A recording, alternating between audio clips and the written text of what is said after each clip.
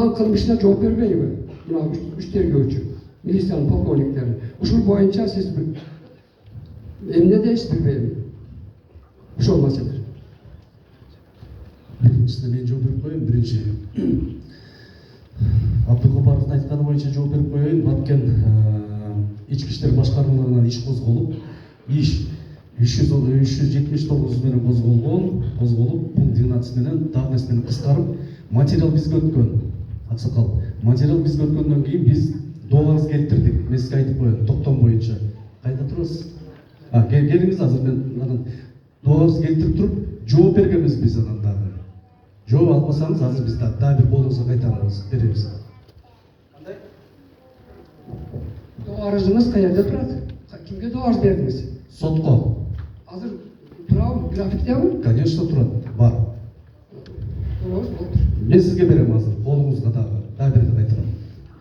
Анан Аксакал дагы сиз 2000 жылда болгондо атпайсызбы? Ошол окуячы 2000 жылдан бери 2014 жыл болгондо дагы бул жоопко тартуу мөөнөтү эскергендигине байланыштуу кыскарат да. Бул бир. Азыр прокурор мен кошумчалап койдум. Дагы мына Абдыкапаров сиз дагы жанагы тергөөчүлөр тергеген иш боюнча айыпкер акталып кетти деп атпайсызбы сот тарабынан, Ооба. Сот тарабынан эгер актала турган болсо, баягы реабилитациялык укугу бар. Ошол боюнча ага сотко кайрылыш керек. Бул суд эмес, прокурор болобу, сот болобу, сотко кайрылыш керек. Ошондо каралат да. Түшүндүм. Эми сиз айтып атасыз, баягы кылмыш немеси мөөнөт өтүп кеткен деп, туурабы? Иштей береби?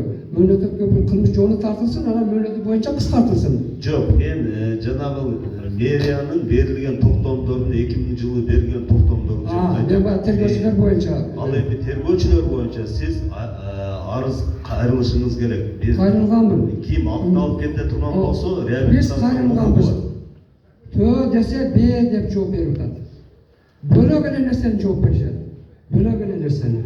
Кайрылганбыз. Сиз Бул азыр 2014 жылы кылмыш жогуна тартылган. 2022 жылы акталды.